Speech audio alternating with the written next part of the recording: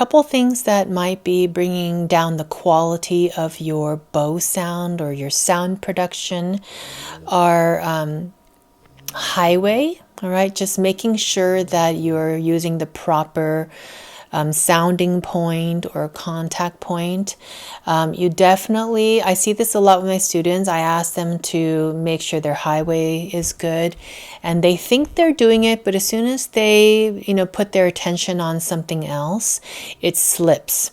Especially if your bow is not straight and your highway is constantly fluctuating, this will definitely create kind of like a more of a fluffy sound. It'll be a thinner sound. It could even be kind of like a very faint scratchy sound. So you definitely want to watch out for that. The best way to see if you're doing it is just to record yourself quickly and see what your bow is really doing. You should also make sure you have enough rosin on your bow and make sure it's thoroughly dispersed throughout your horsehair. That is of common cause of a not so, robust or healthy sound. I already mentioned one is that just make sure your bow is straight.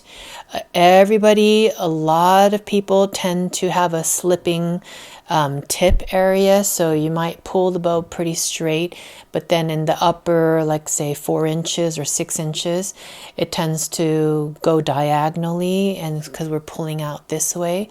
So just make sure your bow is really, your bow arm is extending out in front of you, in front of your belly. And also make sure you have enough bow pressure. We want to have a nice, healthy kind of bow arm weight, just a natural gravity weight. But you can only really utilize that gravity when you're in the lower part of the bow, especially nearest to the frog. When you pull your down bow and you get closer to the tip, it's harder to access that gravity, so then you're going to need to use pronation. If you're not sure what I'm talking about, I can definitely, I believe I talk about pronation, but I may need to create a updated video on just that topic itself. But definitely need to put more bow pressure on one way or another. That's a very common mistake I see my students making, is that they're just kind of gliding their bow across, but they're not actually applying pressure. The opposite mistake happens when we're trying to put pressure on and then things start to get tight. And then the bow arm is too stiff and it's just pressing very hard in an unnatural way. It actually chokes the natural vibrations of your violin sound, and it creates kind of this tight artificial sound. Now, the other thing is your bow arm could be a bit stiff. Some of my students have this like high elbow syndrome, and when they're pulling the bow back and forth, down bow, up bow, the elbow kind of stays like mid-air. It stays a bit too high. And what I want you to realize is when you're doing a down bow, the frog in your hand is going towards the floor. It's actually descending. And so since the elbow is attached to the hand, the elbow needs to descend as well. It may not be as obvious, but you definitely want to let the elbow drop, subtly every time you go down bow. So I think the lesson here is that just make sure from here, from your shoulder hinge all the way down, that everything is always hinging, bending, moving.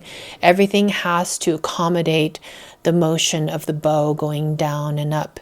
The mere simplicity of the bow going straight, it's not that simple for the bow arm. So everything from here down to your fingertips, it needs to all flex and move along with the bow.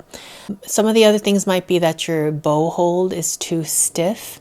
Your thumb might be what I call a banana thumb. You want it to be kind of more straight or slightly bent. Your pinky might be very, very, kind of like parked like this.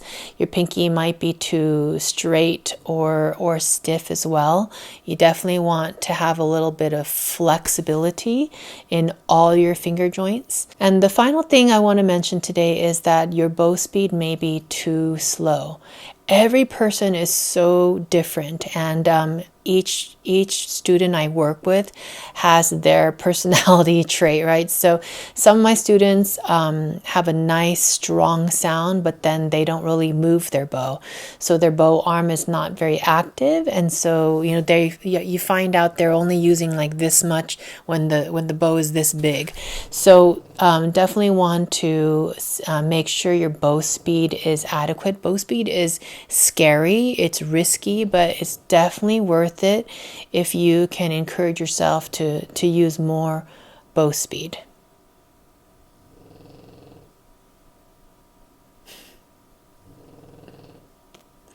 So anyway, hope that helps. Hope that helps you to really troubleshoot and figure out how you can improve your own sound in your personal practice. So anyway, let me know if you have questions, comments, if you've found some of these things yourself in your own playing and your students' playing. So thank you so much for watching, and I'll see you tomorrow.